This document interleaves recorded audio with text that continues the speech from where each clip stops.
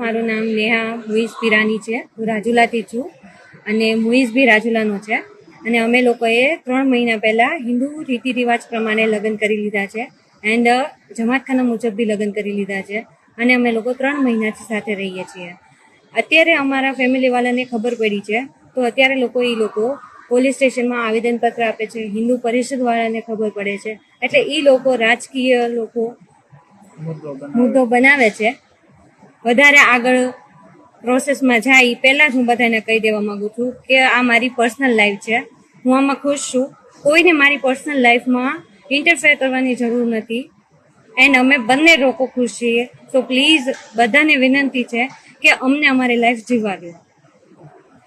બધાને એવી નમ્ર વિનંતી કે પ્લીઝ આમાં કોઈને કોઈ રીતે કાંઈ વચ્ચે પડવું નહીં, કેમ કે અમે અમારી રાજી ખુશીથી જે કાંઈ કર્યું છે અમારી રાજી ખુશીથી કર્યું છે.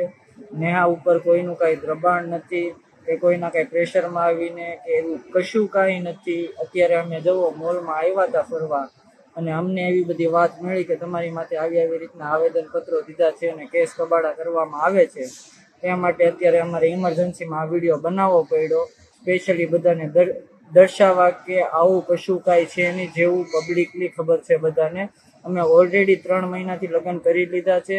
એની ફેમિલીની બી ખબર હતી. ખબર નહીં કે આ 3 મહિના પછી શું થયું જેના લીધે એ લોકો વાંધો ઉપાડે છે. અને મારી વિનંતી છે કે હિન્દુ પરિષદના જે નેતા છે કે હિન્દુ પરિષદનું જે ગ્રુપ છે, બજરંગ દળનો ગ્રુપ છે કે કોઈ બી રાજકીય નેતા છે, તમે પ્લીઝ આમાં ખોટી રીતના અમને હેરાન કરવાની કે દબાવવાની કોશિશ ન કરો. આ અમારી નમ્ર વિનંતી છે.